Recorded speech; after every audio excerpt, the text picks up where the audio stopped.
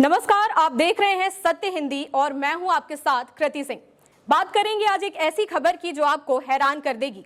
12,000 साल पहले विलुप्त हो चुका डायर वुल्फ यानी खूंखार भेड़िया अब फिर से धरती पर वापस लौट आया है।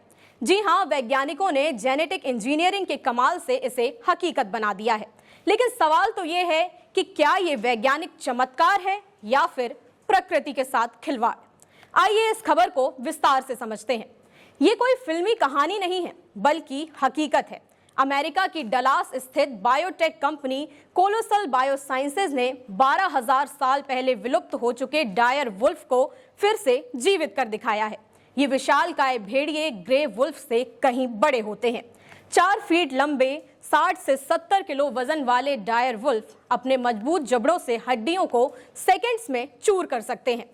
ये हाथी, जिराफ जैसे बड़े जानवरों का शिकार करते थे और इंसानों से भी उन्हें कोई परहेज नहीं था। इस चमत्कार के पीछे है CRISPR तकनीक, जिसे DNA एडिटिंग की सुपर पावर कहा जाता है। कोलोसल की मुख्य वैज्ञानिक बेथ शापिरो के नेतृत्व में वैज्ञानिकों ने 72,000 साल पुराने दांतों और खोपड़ी के टुकड़ों से प्राचीन DNA निकाला। फिर एक जीवित ग्रे वुल्फ की ब्लड सेल्स में 20 जगहों पर जेनेटिक बदलाव कर दिए। और हैरानी की बात तो यह है कि इन डायर वुल्फ शावकों को जन्म देने के लिए घरेलू कुत्तों को सरोगेट मां बनाया गया। नतीजा 3 डायर वुल्फ शावक, रीमस, रोमुलस और खलीसी। ये शावक अभी सिर्फ 3 से 6 महीने के हैं और इन्हें एक गुप्त सुरक्षित जगह पर रखा गया है। इनका व्यवहार बिल्कुल जंगली है। ये इंसानों से दूरी बनाते हैं और अपने पालकों के पास भी जाने से झिझकते हैं। ये डायर वुल्फ कभी वेनेजुएला से कनाडा तक के जंगलों में राज किया करते थे। लेकिन सवाल तो ये उठता है कि इन खतरनाक भेड़ियों को वापस लाने की जरूरत क्यों पड़ी। वैज्ञानिकों का कहना है कि ये जैव विविधता को बहाल करने की दिशा में एक बड़ा कदम है। डायर वुल्फ इसलिए विलुप्त हुए थे क्योंकि बड़े शिकार कम हो गए थे और इंसानों का हस्तक्षेप बढ़ गया था।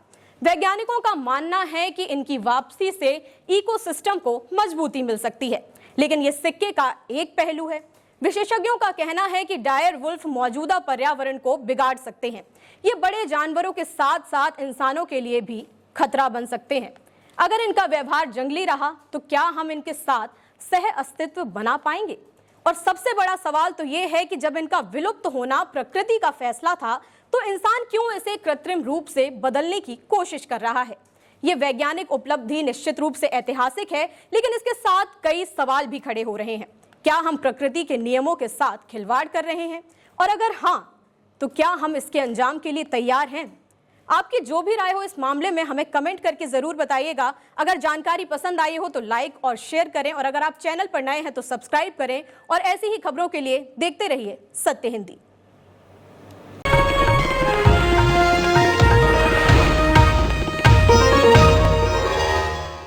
Copyright disclaimer under Section 107 of the Copyright Act 1976. Allowance is made for fair use for purposes such as criticism, comment, news reporting, scholarship, and research. Fair use is a use permitted by copyright statute that might otherwise be infringing.